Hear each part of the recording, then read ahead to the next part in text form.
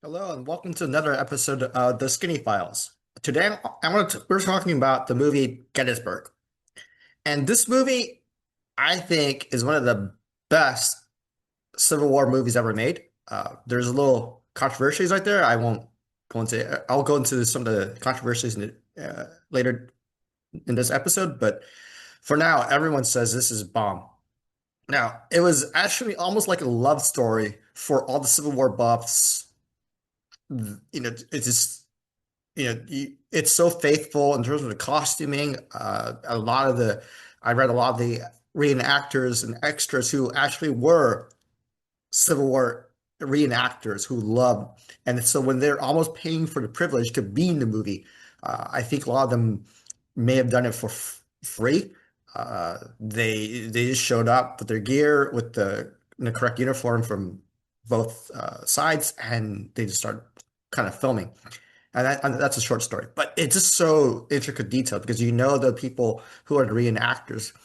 This is their craft. This is their weekend thing. Now, before DEI, people were just like, "Yeah, sure, I'll be a Confederate reenactor." After DEI in 2020, afterwards, I've talked to some reenactors who were kind of a little more hesitant playing Confederate characters. I think that's kind of a stupid attitude, but people to kind of criticize them because I would love to be a Confederate actor reenactor. There were actually Asians who fought on the side of the Confederacy. So that's a kind of different historical issue. It's a very interesting note, but it's just this thing that is just this beautiful thing that is you can see in kind of the craft of the movie. Uh, and I try to watch this movie once a year, especially around July 1st to 3rd when the battle is fought. Today, I'm when I release this movie, it'll be July 4th. So it's kind of very close and fitting. And actually, some of them were very aware that, hey, this is very close to Independence Day. Would the Confederates get their second independence, or will they be a negotiated settlement should they win the Battle of Gettysburg, or if they lose, they know it's going to be all or nothing. Now, this movie is actually based on a book called The Killer Angels by Jeff Shara. So this is where a case where Hollywood and history really come together, and for the most part, they were very faithful, which is really cool. But again, with history in Hollywood, usually Hollywood wins because they either in create a character or kind of expand existing character and downplay another ones, or even cut it. And I'll talk to you about who got cut, which is kind of very interesting or ironic since the persons who got cut played pivotal roles during the battle. So again, we're always going to be asking, hey, so what did they get right? What did they get wrong? And one question that always comes up is, does this support what they call the lost cause? And I'll talk about the lost cause if you haven't heard about it.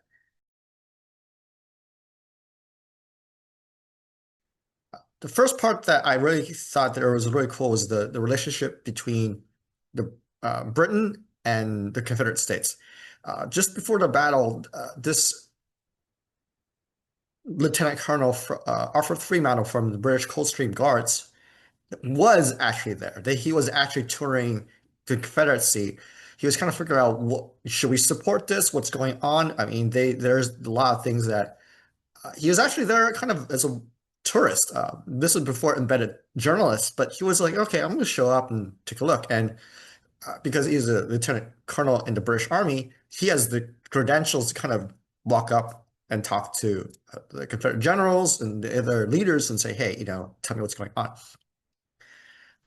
And but as you look at the conversations, that little subthread that only appears in kind of either before the battle and day one and day two, he kind of completely disappears after the second day. He just doesn't show up and say, "Hey, what's going on? What happened?"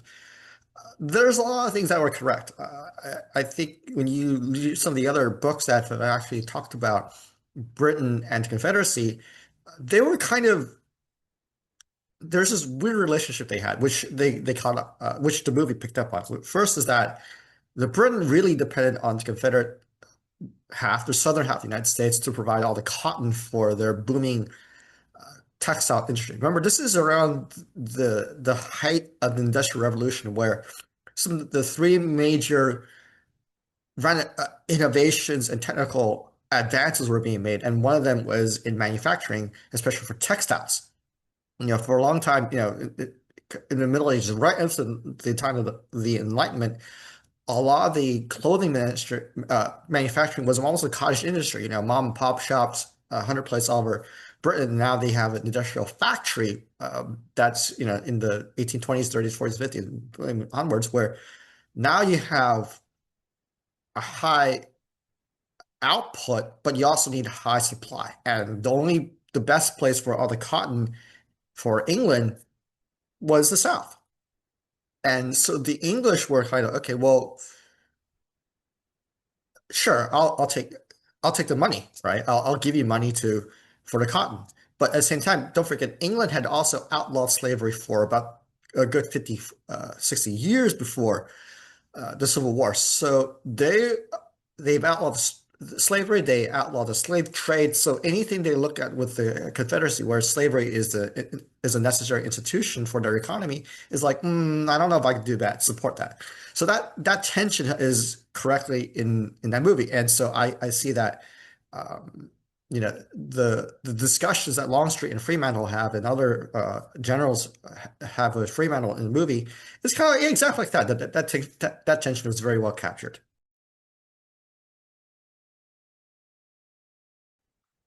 Now, this movie is also a civil war. It becomes very personal. It's also doubly emotional. And throughout the movie, the relationship between Generals Hancock, Reynolds, and Armistead is front and center. Remember, this is the U.S. Army in the 1860s, where it was just so small that everyone knew each other or knew of each other. They had a lot of them had served together in the Mexican War in the 1840s. So remember, this is about 13 years, something about 13, 14 years apart, and uh, people stayed in the army for a long time, right? This for the lifers, the career ones, they stayed in the army for 15, 16 years. So they know what happened. They know of each other. They know of each other's reputations, even before serving in the Mexican War. So for them to kind of realize, hey, we're now on the opposite sides of this divide. It's not. They didn't. The way that it was movie portrayed wasn't personal. It wasn't betrayal of like how dare you turn against each other. It's like I'm really both of us, all of us are really sorry that we now are on opposite sides, and they're all praying to a certain extent. Hey, they don't face each other because they don't want to be the ones who kill their brother. Even now, they're all generals, so face to face in terms of uh, like actually shooting each other won't happen, but to command the same troops across each other. And in the case of Armistead, when he led the charge at Pickett's charge, and he got wounded and died of his wounds, it became very just personal. Like I really hope that doesn't happen. But then when they look across the battlefield, right? Okay, yeah, I know who's there. So now they have even more regret. It wasn't hate. It was just more regret. And then you can see that in the movie. The other thing about brothers is that also the major th thread is the relationship between Joshua Chamberlain and his brother Thomas. Uh,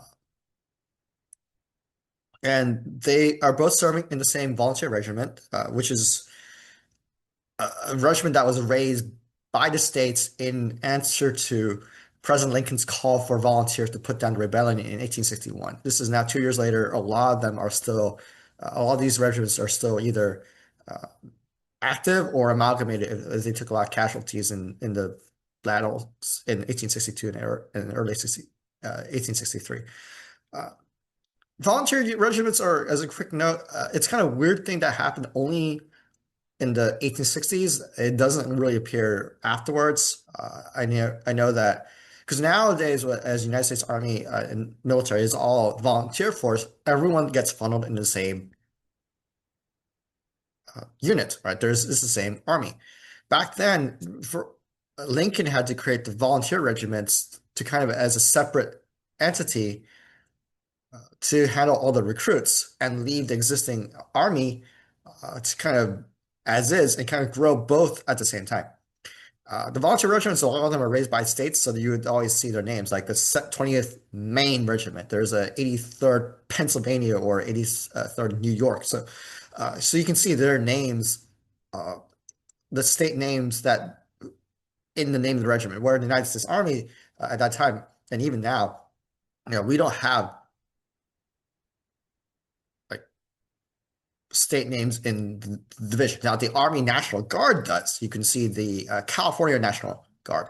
You can see the Missouri National Guard. And that's kind of, again, that's a different story. You remember some of the debates over whether Trump can federalize the National Guard with California National Guard without going through the office of the governor, the state governor of California.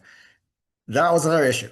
Because that's a different issue. That's kind of a modern twist, modern complexities of federalism. But back in 1861, 62, 63, there's nothing like that. It's just like the states raise their regiments. Federal Army says, okay, you're part of this corps. Moving on. No discussion. Did people cross over? Of course. Some of the best five Union generals all started as volunteers. All of them actually had pre-war experience, so that's why they got, voted to the high ranks so quickly. For example, Grant was a captain in the 1850s when he left the U.S. Army, went back to Illinois. When the war began in 1861, because was a captain in the U.S. Army, he got voted as colonel of the Illinois troops, and he led the Illinois troops to certain major campaigns. And when they realized just how good Grant was, they said, "Well, we'll make you, we'll keep promoting you in the volunteers, and then after 1863, after Vicksburg, Grant becomes regular general of uh, the regular army." So he wasn't the only one. I said some of the best generals also made that switch. Okay.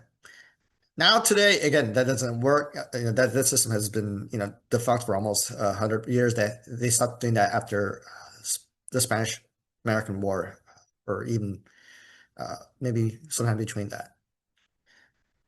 What I really like about this movie is that even the Confederates are just human. They are Americans. They're brothers to somebody. They know each other. This is not just oh, this is the enemy. Like you kind of the way that you watch some of the war movies, the other side is demonized. They're all evil slave masters. Like, well, no, the Confederacy has a bit of both, and you kind of have to be very careful not to do that. I mean, after some of the stuff that happens in 2016 onwards, where they want to rename all the U.S. Army bases after Confederate generals, that got very controversial, and that's another different topic. But you can see that, remember, they're still Americans. They were born in Virginia. They were born in Texas. This is not like they were foreign invaders. And so that's why I don't like those, taking statues down, because that means that you're trying to erase them from memory. Another misconception about Gettysburg that I want to address is that it kind of reinforces the narrative that the American Civil War was decided in the East. Yes, but I want to make a giant with a big footnote on that, because that's the attitude, but that's wrong. Because in fact, the West, so the theater was even more important. In fact, actually, arguably may have been even more decisive and more critical than just the Eastern Theater. Because in the Western Theater, you have rock stars like Robert E. Lee. When you watch the Gettysburg, you see there are times when Lee is great like a rock star. Hey, General Lee, sir, I want to shake your hand, and so you can see various scenes like, yeah, then that's true. Robert E. Lee got a lot of publicity. The other generals, some of the other Confederate generals who were of note, got a lot of publicity, both for Union and Confederate. And with this propaganda war, it seems like the East was more critical. And if you read Harry Turtledove's alternate history, where the South won the Civil War, it was a Eastern battle that was determinant. And I mean, Turtledove is actually has a PhD in history, so he knows his stuff historically, but in terms of narrative that way, I don't think it was true historically, and that's fine. That's just me and my opinion on the alternate history. Since he spent so much time looking at the Eastern, not to say that he didn't do his research, is the fact that that was his point of divergence. Because what happens in 1862, in reality, in 1862, Grant took the initiative in the West. He started in Illinois, went south, secured Kentucky and Tennessee, kept going south until he got into the northwest corner of Mississippi, laid siege to Vicksburg in May 1863, maneuvered around it, and then laid siege to the city. And without Vicksburg, the control of the Mississippi, especially lower half, okay, would that was determinant. If the Confederates lost Vicksburg, that means they could no longer use the Mississippi to move troops north and south, east and west. And France actually got the city surrendered July 3rd, July 4th, which is ironic because it happened right on the same time as Gettysburg. Uh,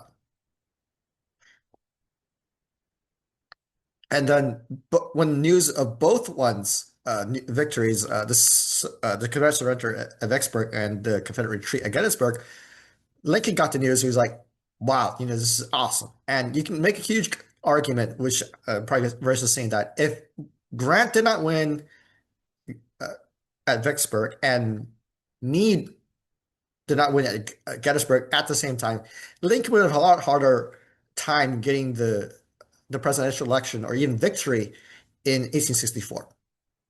Because with both, it's clearly that the Confederates losing now. He was, Lincoln is now proven as the right president.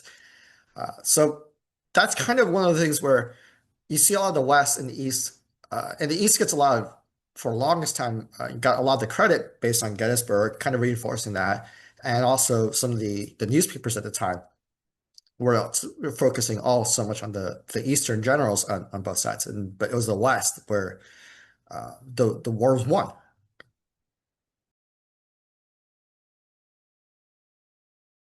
There were kind of two glaring omissions that I was kind of surprised to see that the the movie made.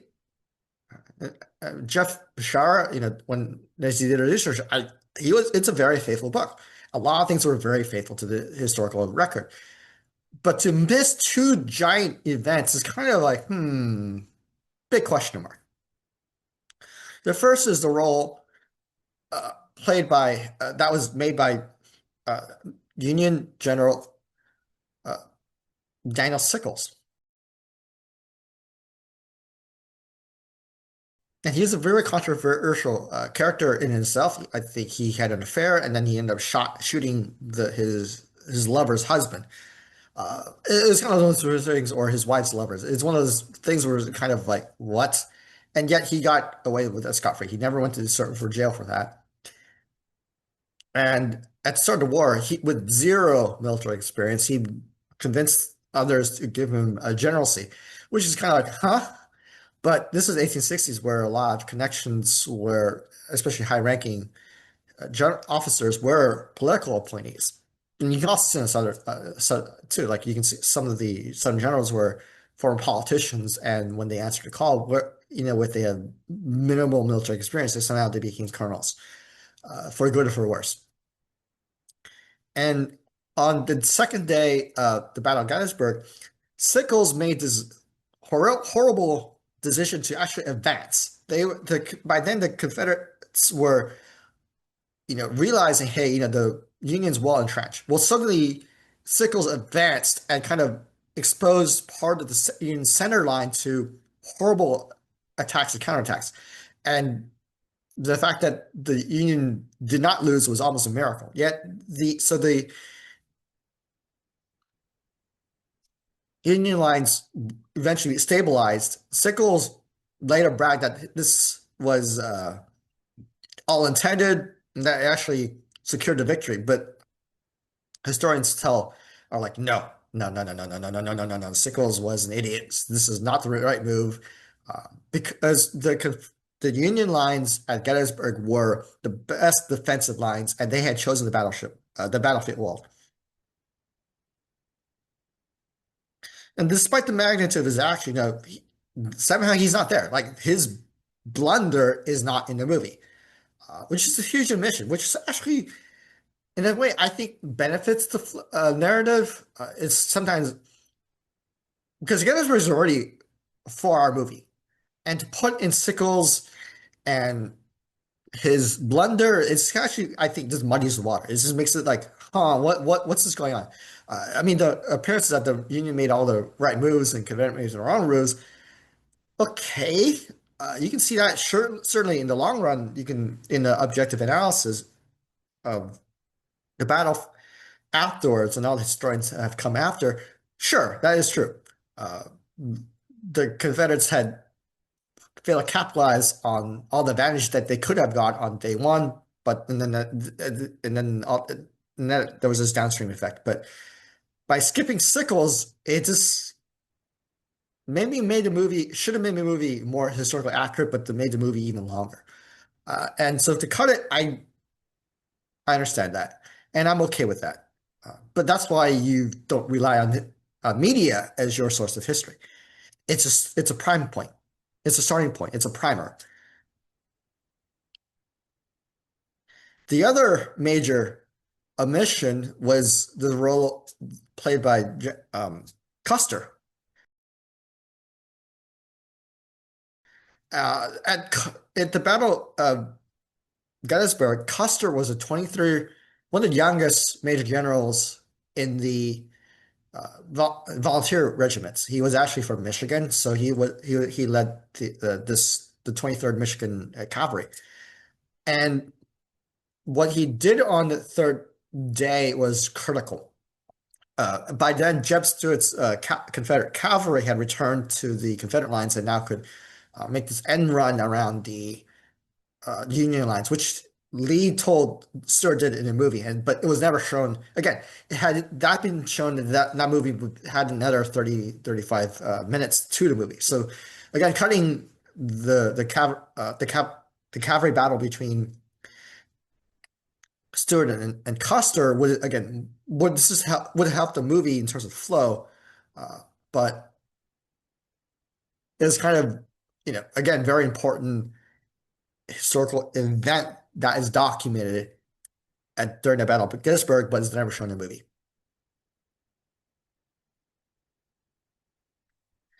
Certainly, that would have made the movie a much more reasonable time. One big question people always have is, could the South have won the Battle of Gettysburg? Major alternate universe. Everyone kind of loves this question. I'm going to field it for, I'll give you 4 quick reasons. First, there were a lot of missed opportunities on the first day to take the high ground. A lot of the credit should belong to Union General Buford. You see, played by Sam Neill at the beginning, and he was like, "This is good ground. We're going to fight. We're going to stop the Confederates." And then when his higher ranked officers and the rest of the corps like came along, agreed that hey, this is a good defensive position. We have now been able to fight on our choosing on our battlefield. This is what the U.S. Army Field Manual 3.0 would call shaping the battlefield. And this manual is not written decades, centuries later, but it has the same idea. You choose the battlefield of the space, time, terrain that you want, and you force the enemy to react to you. And that's exactly what they did. 2, they were unable to take Little Round Top on day 2. That would have been critical because that would have taken the entire Union line under enfilade fire, so they could fire from this way. And that was a critical mistake. 3, Jeb Stuart's missing cavalry. Now, cavalry had 2 roles, harass, 3 major roles, depending on how you define them. One has always been find the enemy, engage them. 2 is report back ASAP where the enemy is. Both are critical. And there are times if you had to choose between the two, go back and tell where the enemy. Go back and tell your commanders where the enemy is. I think that would be a little bit more important than just harassing him all the way. Because that's what Stewart did. He was a very aggressive cavalry commander. He went so far that he was out of contact with Lee for a critical number of hours and even days. Because Lee basically knew, I know Stewart is somewhere to the north. And remember, this is before radios, so you can't call. There's no satellite you can feed. You can tap. There's no drone feeds you can tap into. You just have to kind of say, "Huh, I think he's somewhere in the north." Go find a rider to go find him and report back. And that could take hours, critical hours. And without Stewart, the army, the lead had no idea who was in front. He thought he was dealing with a small force. He didn't realize that entire multiple divisions were rushing to that same point. For Pickett's charge was just kind of too small, too late, and just down onto this concentrated fire, and he could not break through.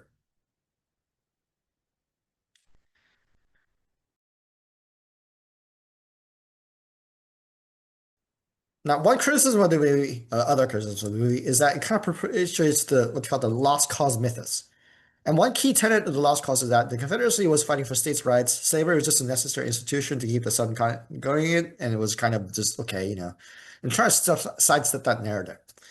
Many, if not the Confederate generals, were supposedly depicted as honorable, and they fought a quote unquote clean war. And to a certain extent, that may be true. You can sort of see in the movie that question of narratives it comes to the forefront, where Lieutenant Thomas Chamberlain, brother of Colonel Joshua Chamberlain of the 20th Maine Regiment, comes across this group of Confederate POWs. Thomas Chamberlain asked him, "Hey, why are you fighting?" And it's kind of one of the things. Remember, this is the United States, where even people of our same country don't always understand each other's accents, and so there's a little bit of a moment where, "Huh? What did you say?" And the Confederate POW says, "We're fighting for state rights." And then Chamberlain's like, well, "Rights? Rights? Oh, rights. Okay." And the question just got turned back to Tom. "Why are you fighting?" "Well, we're fighting to end slavery and to preserve the Union." Okay. And don't forget, you have to put yourself in the shoes of an 1860s soldier, not a 2025 civilian. Okay. We had the benefit of hindsight. Back then they didn't. It was still a war of narratives. And another key element of lost cause, puts the blame on Gettysburg, on Longstreet. There's a lot of stuff that those guys have said, "Oh, Longstreet should have been more active. Longstreet should have been more aggressive, or he kind of either deliberately disobeyed Lee or obstructed order to take Round Top." And you can see in the movie where there's a lot of Lee was like, "No, you have to go do this," and Longstreet's like, "I don't like it. I this is not the best." And so all the disagreement they have, it makes sense. I mean, there's a lot of stuff that um, when you have orders given, was there ambiguity, or was there delay? Was it intentional, unintentional? So that can be very difficult to swallow at times, depending on who you're trying to defend. And you can certainly see that that's what these blunders or real blunders looked like. That's why the Confederates could not have won the battle.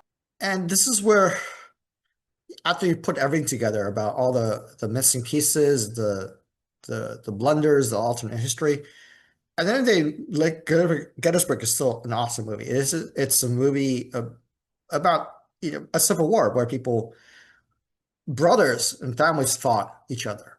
It wasn't like World War II or World War One, where it was a battle between nations. This is between brothers and families, and that's why the emotional toll you can see when Armistead thought his one of his best friends, Reynolds, got shot. Even though Reynolds survived the war, it was just kind of this moment of anguish. And you can kind of feel that too, because it is brothers and friends and best friends who are now on opposite sides of this war.